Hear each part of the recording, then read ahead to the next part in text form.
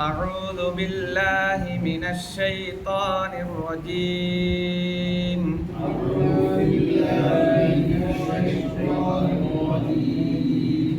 بسم الله الرحمن الرحيم.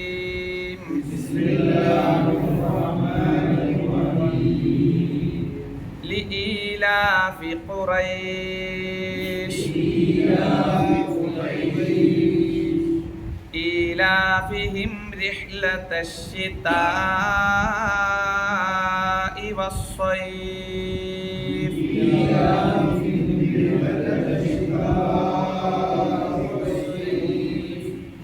فليعبدوا رب هذا البيت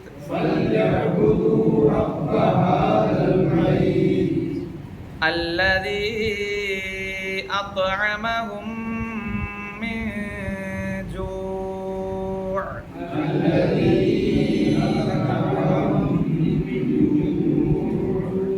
وآمنهم من خوف.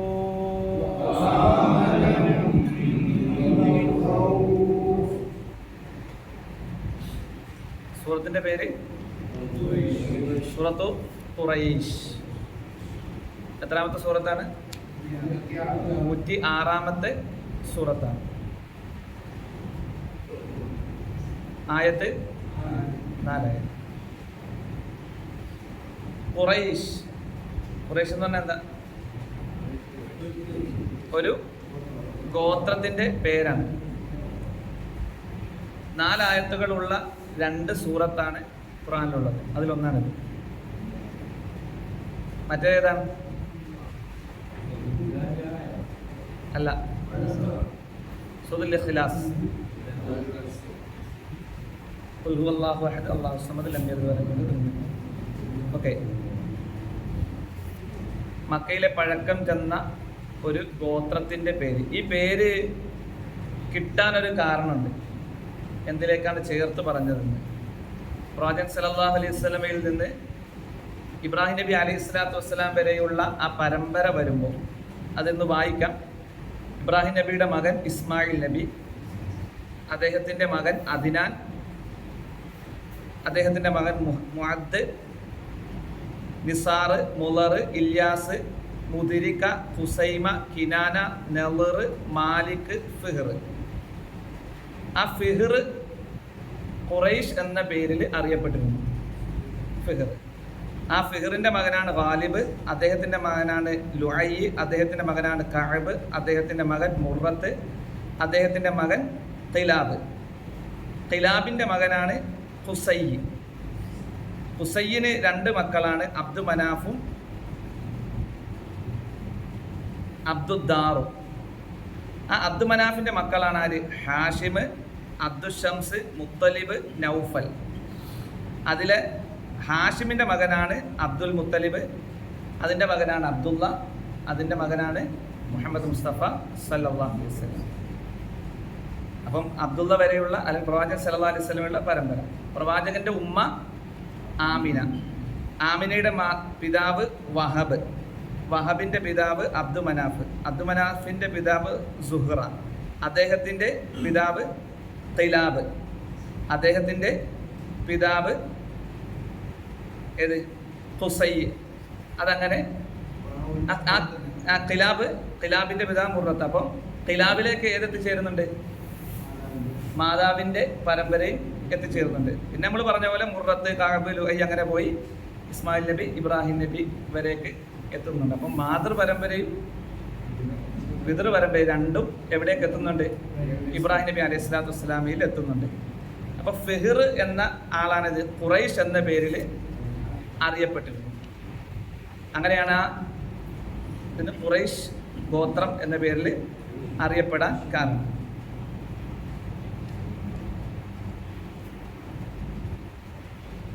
ഹുസൈൻ്റെ കാലഘട്ടം വരെ, നമ്മൾ പറഞ്ഞ ഹുസൈൻ്റെ കാലഘട്ടം വരെ പല ഭാഗത്തായിട്ടായിരുന്നു ഈ ഗോത്രം കഴിഞ്ഞുകൂടി. ഹിജാസിൻ്റെ പല ഭാഗങ്ങളിലായിട്ടായിരുന്നു ഇവർ കഴിഞ്ഞുകൂടിയിരുന്നത്. അദ്ദേഹത്തിൻ്റെ ശ്രമഫലമായിട്ടാണ് കബാലയത്തിൻ്റെ ചുറ്റുഭാഗത്തേക്ക് പല ഭാഗങ്ങളിൽ താമസിച്ചിരുന്ന ഇവരെ ഒരുമിച്ച് കൂട്ടിയത്. അതുകൊണ്ട് തന്നെ മുജമ്മ്യ എന്ന പേരിലും ഖുസൈ അറിയപ്പെടുന്നുണ്ട്.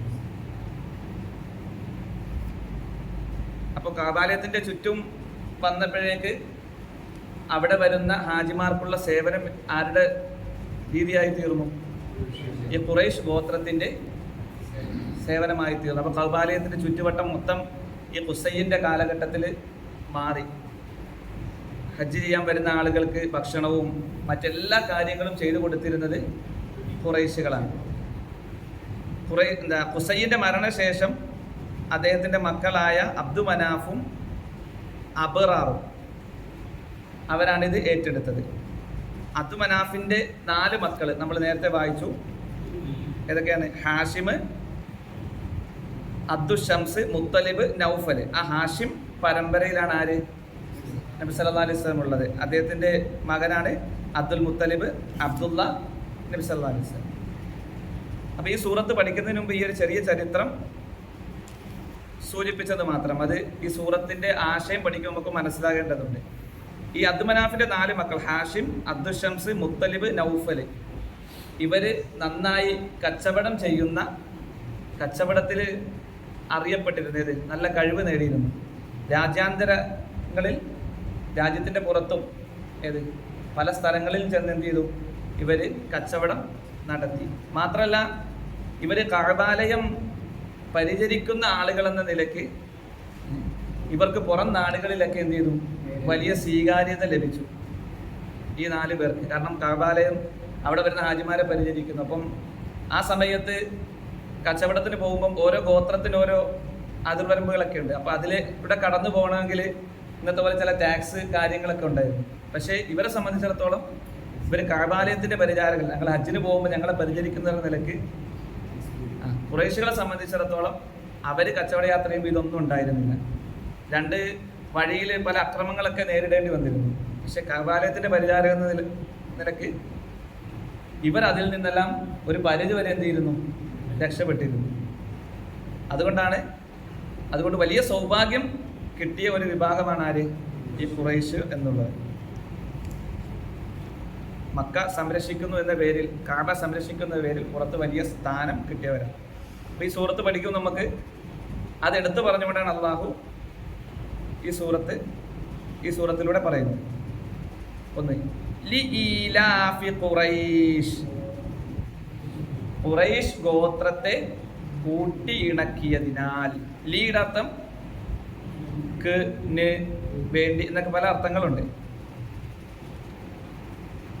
അപ്പം ലിഈലാഫ് എന്താ? ലിഈലാഫ് എന്ന് പറഞ്ഞാൽ ഇണക്കിയതിനാൽ, കൂട്ടി ഇണക്കിയതിനാൽ. ഈലാഫിൻ്റെ അർത്ഥം ഇണക്കി ചേർക്കൽ, ഇണക്കി ചേർക്കൽ. ആലഫ എന്ന് പറഞ്ഞാൽ ഇണക്കി ചേർത്തു. അലിഫ എന്ന് പറഞ്ഞാൽ ഇണക്കി. അലീഫ് എന്ന് പറഞ്ഞാൽ പേര് അലീഫ് ഇല്ലേ, ഇണങ്ങുന്നവൻ, ഒത്തൊരുമിച്ച് പോകുന്നവൻ എന്നൊക്കെ അർത്ഥമുണ്ട്. ലിഈലാഫ് ഇണക്കിയതിനാൽ. ഖുറൈശികൾ. അപ്പൊ ഖുറൈശ് ഗോത്രത്തെ കൂട്ടി ഇണക്കിയതിനാൽ. ഈലാഫിഹിം,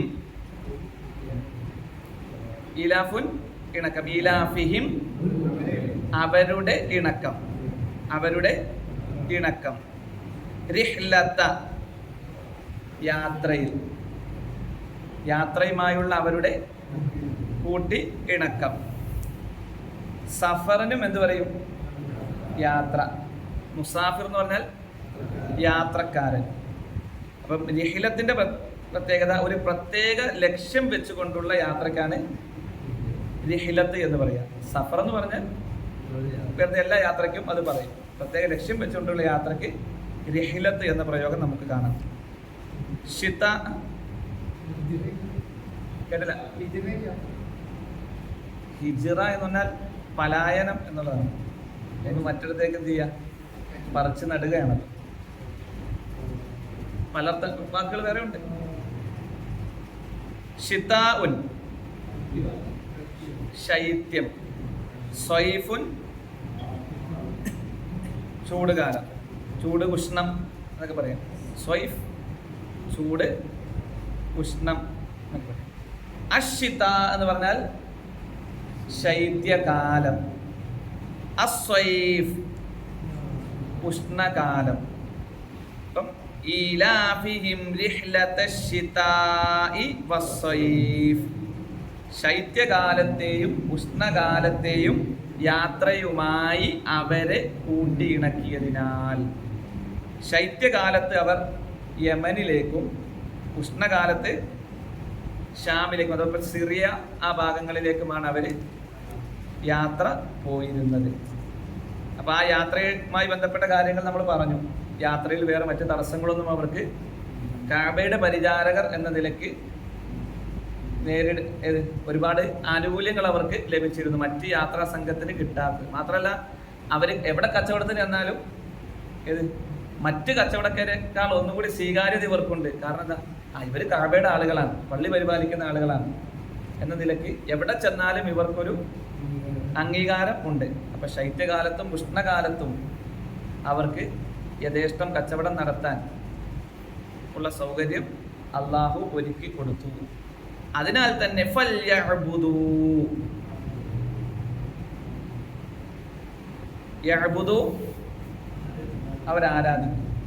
ഫൽയഅ്ബുദൂ അതിനാൽ അവർ ആരാധിക്കട്ടെ. റബ്ബുൻ രക്ഷിതാവ്.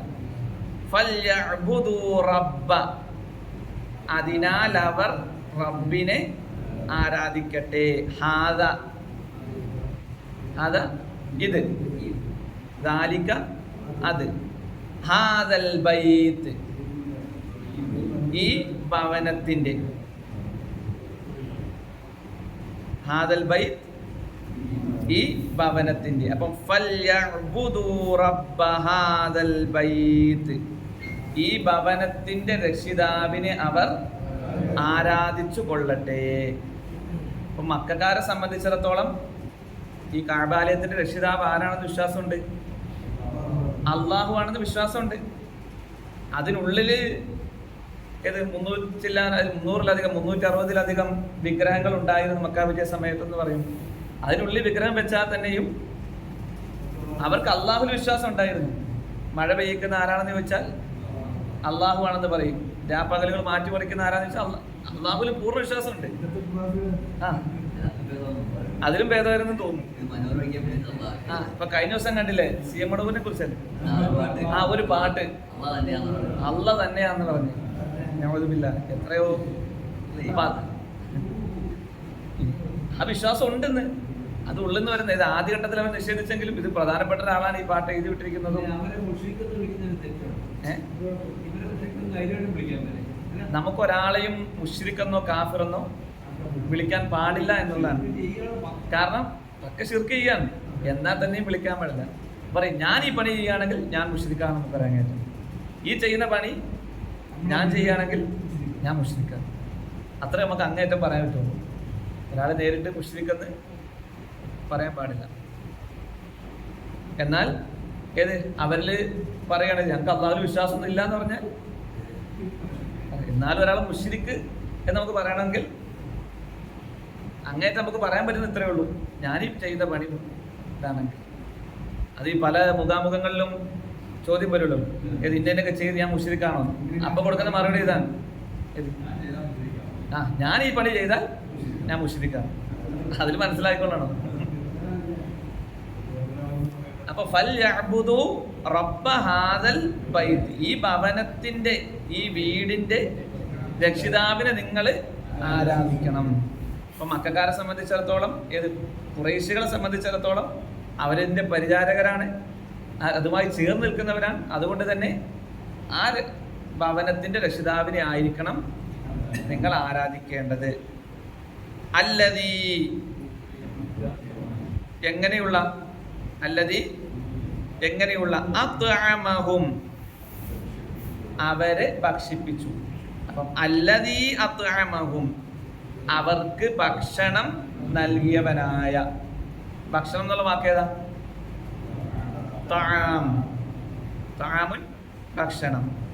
അത്അമഹും അവരെ ഭക്ഷിപ്പിച്ചു. അല്ലദീ അത്അമഹും അവർക്ക് ഭക്ഷണം നൽകിയവരായ അല്ലെങ്കിൽ അവരെ ഭക്ഷിപ്പിച്ചവനായ മിൻ ജൂഇൻ ജൂഇൻ വിശപ്പ് മിൻ ജൂഇ വിശപ്പിൽ നിന്ന്. അപ്പം അല്ലദീ അത്അമഹും മിൻ ജൂഇ അതായത് വിശപ്പിന് അവർക്ക് വിശപ്പിന്റെ ആഹാരം നൽകുകയും വആമനഹും അംനുൻ അംന് നിർഭയത്വം വആമനഹും അവർക്ക് അഭയം നൽകുകയും ചെയ്ത അല്ലെങ്കിൽ സമാധാനം നൽകുകയും ചെയ്ത മിൻ ഖൗഫ് ഭയത്തിൽ നിന്ന് പേടിയിൽ നിന്ന്. അപ്പൊ യാത്രയിൽ ഇവർക്ക് പേടിക്കേണ്ടതായി എന്തില്ല, ഒന്നുമില്ല. മാത്രമല്ല കഅബാലയത്തിന്റെ ചുറ്റുഭാഗം ഹറമാണ്, അവിടെ അക്രമങ്ങളൊന്നും പ്രവർത്തിക്കാൻ പാടില്ല. അതുകൊണ്ട് തന്നെ വലിയ പ്രശ്നങ്ങളൊന്നും അവിടെ ഉണ്ടാകാറില്ല. അതൊരു നിർഭയത്താണ്. രണ്ടാമത് ഇവർ ഖുറൈശികൾ എന്ന നിലയ്ക്ക് ഇവർക്ക് പുറം നാടുകളിൽ പോയാൽ തന്നെയും വലിയ സ്വീകാര്യതയും നിർഭയത്വവും ലഭിച്ചിരുന്നു. അപ്പൊ ഇതിൽ നിന്ന് നമ്മൾ പഠിക്കുന്നത് അല്ലദീ അത്അമഹും മിൻ ജൂഅ് അല്ലെ, വിശപ്പിൽ നിന്ന് ഭക്ഷണം നൽകിയവനായ. യഥാർത്ഥത്തിൽ കഅബയും അതിന്റെ ചുറ്റുഭാഗങ്ങളിലുമുള്ള ഭക്ഷ്യവസ്തുക്കൾ ഏതാ? അങ്ങേറ്റം കാരക്കയും അതേപോലുള്ളത് മാത്രമാണ്. അപ്പം പുറം നാടുകളിൽ നിന്നുള്ള ഭക്ഷണമെല്ലാം അവിടെ എത്തിപ്പെടുന്നുണ്ട്. അപ്പൊ ആ രൂപത്തിൽ അവൻ അനുഗ്രഹിച്ചവനായ, കച്ചവടത്തിന് എളുപ്പമുള്ള വഴി ഉണ്ടാക്കി കൊടുത്തവനായ, ഏത് ഉഷ്ണകാലത്തും ശൈത്യകാലത്തും ഒരുപോലെ യാത്ര അവർക്ക് അവരിലേക്ക് ഇഴക്കി ചേർത്തവനായ ആ റബ്ബിനെ ആയിരിക്കണം നിങ്ങൾ ആരാധിക്കേണ്ടത്. അപ്പം ഭക്ഷണം നൽകുന്നവനാരാ? അള്ളാഹുവാണ്. നിർഭയത്വം നൽകുന്നവനാരാണ്? അള്ളാഹുവാണ്. ഇത് രണ്ടും അതിൽ പഠിപ്പിക്കുന്നുണ്ട്. അതെല്ലാവർക്കും പാഠം കൂടിയാണ്. നിർഭയത്വം കിട്ടുന്ന അള്ളാഹുവിൽ നിന്നാണ്. രണ്ട്, എത്ര ഏത് സമയത്ത് എങ്ങനെ ഒരാൾ കഴിക്കുമെന്ന് അള്ളാഹു രേഖപ്പെടുത്തി കഴിഞ്ഞു. ഫമാമിൻ ദാബത്തിൻ ഫിൽ അർളി ഇല്ലാ അലല്ലാഹി റിസ്ഖുഹാ. ഭൂമിയിൽ ഒരു സൃഷ്ടിയെയും അള്ളാഹു സൃഷ്ടിച്ചിട്ടില്ല അവർക്കുള്ള റിസ്ക് ഉണ്ടാക്കിയിട്ടല്ലാതെ. അപ്പൊ നമ്മൾ എന്ത് കഴിക്കും, ഏത് നിമിഷം വരെ കഴിക്കുള്ളൂ, ഇതൊക്കെ അള്ളാഹു തീരുമാനിച്ചു കഴിഞ്ഞ കാര്യമാണ്. അതിനപ്പുറം ഏത് ഹറാമായ വഴിയിലേക്ക് ഒരാൾ പോകേണ്ടതില്ല. അത് എത്ര വെട്ടിപ്പിടിച്ചാലും അള്ളാഹു തീരുമാനിച്ച എന്ത് ചെയ്യുള്ളൂ, ഒരുവനെ ഉപയോഗപ്പെടുത്താൻ കഴിയുകയും. രണ്ട്, ആമനഹും മിൻ ഖൗഫ് ഭയപ്പാടിൽ നിന്നുള്ള നിർഭയത്വം, അത് മാറ്റി നിർഭയത്വം നൽകുന്നവൻ അള്ളാഹുവാണ്. ആ അള്ളാഹുവിനോടായിരിക്കണം നിർഭയത്വത്തെ ചോദിക്കേണ്ടത്, സമാധാനത്തെ ചോദിക്കേണ്ടത്.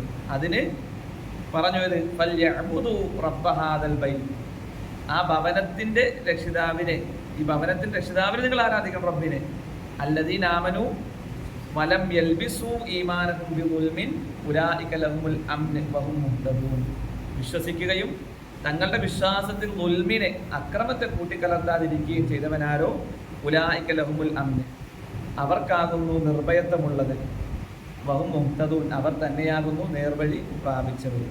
ഈ ഒരു ചെറിയ സൂറത്തിലൂടെ ആ ഖുറൈശികൾക്ക് എടുത്തു കൊടുത്ത അനുഗ്രഹത്തെ പറ്റി പറയുമ്പോഴും ഖിയാമത്ത് വരെയുള്ള എല്ലാവർക്കും ഇതെന്താണ്, പാടാണ് അല്ലെ. എല്ലാ കാലഘട്ടങ്ങളിലും നമുക്കും എന്ത് ചെയ്യുന്നുണ്ട്, ഭക്ഷണം കിട്ടുന്നുണ്ട്.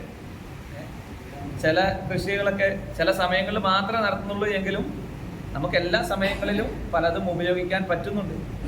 ആ രൂപത്തിലേക്ക് നമുക്ക് ഭക്ഷണം സംവിധാനം ചെയ്തവനായ ആ റബ്ബിനെ ആയിരിക്കണം നമ്മളും ആരാധിക്കേണ്ടത്. അവന് നമ്മൾ അങ്ങേയറ്റം നന്ദി കാണിക്കണം എന്ന് അല്ലാഹു സുബ്ഹാനഹു വ തആല ഇതിൽ പഠിപ്പിക്കുക, പ്രത്യേകിച്ച് ഖുറൈശികളോട്.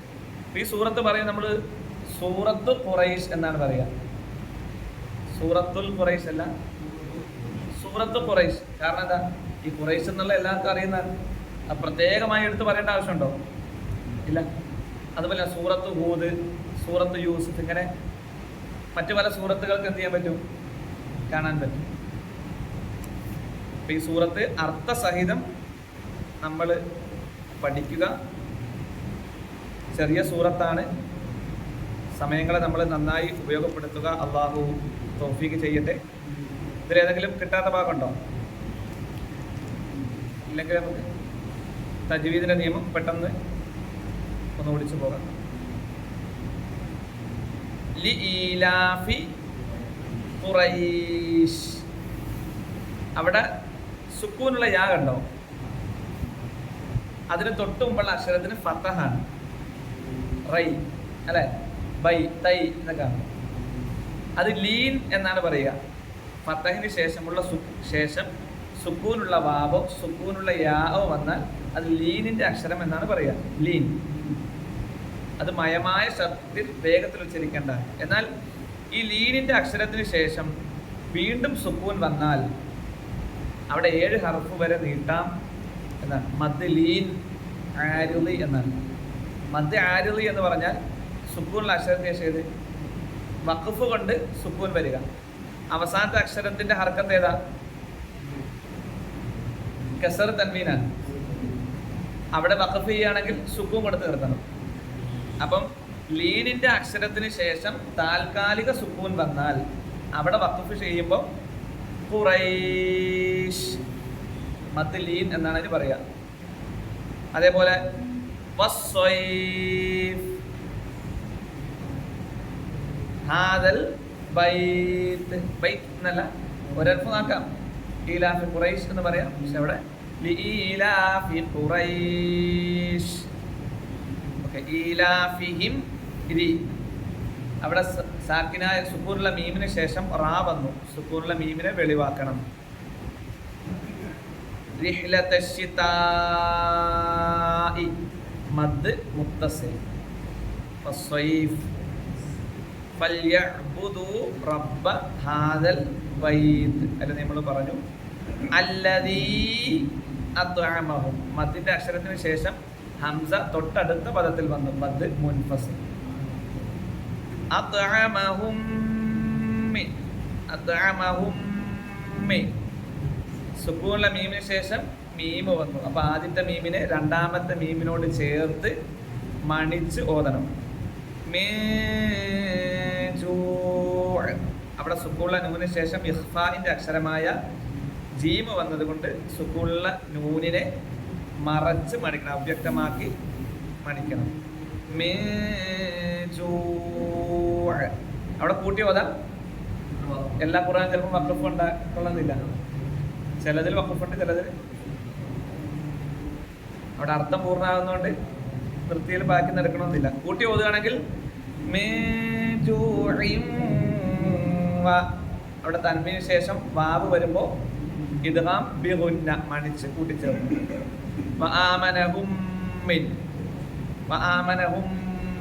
അവിടെ ആദ്യത്തെ മീമിന് രണ്ടാമത്തെ മീമിനോട് ചേർത്ത് മണിച്ചോദനം. മിൻ ഖൗഫ്, മിൻ ഖ നിയമം ഏതാ?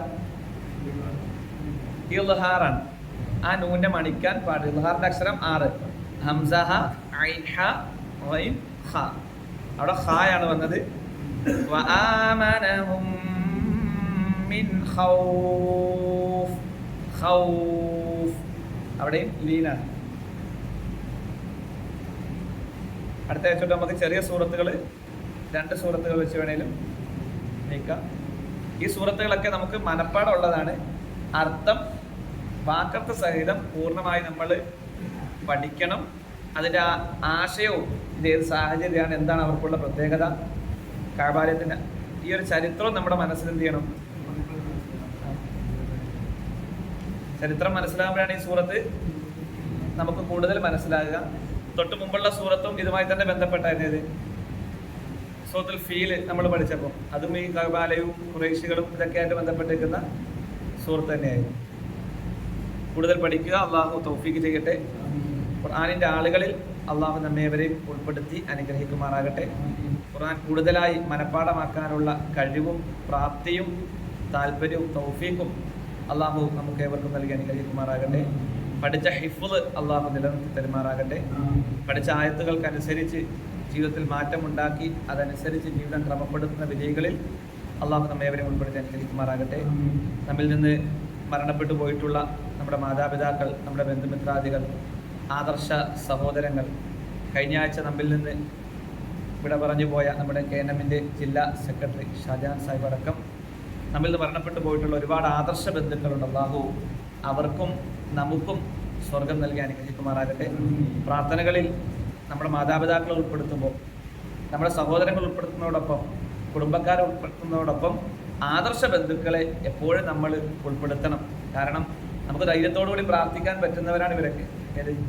ആദർശമുള്ളവർക്ക് വേണ്ടി നമുക്ക് ധൈര്യത്തോടുകൂടി പ്രാർത്ഥിക്കാനും, നമ്മൾ പ്രാർത്ഥിക്കുമ്പോഴാണ് നമുക്ക് വേണ്ടി പ്രാർത്ഥിക്കുന്ന ഒരു വിഭാഗത്തെ അള്ളാഹു ഇവിടെ നിലനിർത്തി തരിക. മാത്രമല്ല, നമ്മുടെ സഹോദരന് വേണ്ടി നമ്മൾ പ്രാർത്ഥിക്കുമ്പോൾ എന്താണോ നമ്മൾ പ്രാർത്ഥിക്കുന്നത് അത് ഈ പ്രാർത്ഥിക്കുന്നവന് കിട്ടട്ടെ എന്ന് ഒരു മലക്ക് പ്രാർത്ഥിക്കുമെന്ന് പ്രവാചകൻ സല്ലല്ലാഹു അലൈഹി വസല്ലം പഠിപ്പിച്ചു. അള്ളാഹു നമ്മിൽ നിന്ന് മരണപ്പെട്ടു പോയ എല്ലാവർക്കും സ്വർഗം നൽകി അനുഗ്രഹിക്കുമാറാകട്ടെ. നമ്മയും അവരെയും അവൻ്റെ ജന്നാത്തുൽ ഫിർദൗസിൽ ഒരുമിച്ച് കൂട്ടി അനുഗ്രഹിക്കുമാറാകട്ടെ. റബ്ബനാ തഖബ്ബൽ മിന്നാ ഇന്നക അൻതസ് സമീഉൽ അലീം വതുബ് അലൈനാ ഇന്നക അൻതത് തവ്വാബുർ റഹീം. സുബ്ഹാനക അല്ലാഹുമ്മ വബിഹംദിക അഷ്ഹദു അൻ ലാ ഇലാഹ ഇല്ലാ അൻത അസ്തഗ്ഫിറുക വ അത്തൂബു ഇലൈക്.